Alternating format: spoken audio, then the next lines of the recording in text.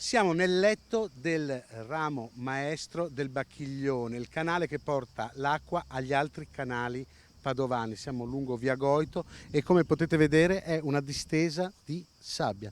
Non c'è più acqua, la poca acqua è in qualche pozza che crea ambienti malsani, creando l'ambiente ideale per le zanzare, ma l'acqua è completamente sparita.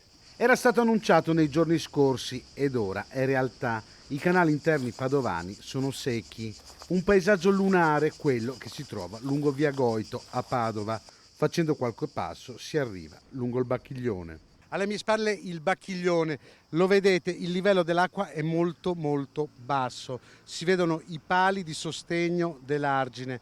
Quello è il canale che dovrebbe portare l'acqua all'interno della città di Padova. Lo scalino però non lo permette, visto anche quanto sia basso il livello del fiume.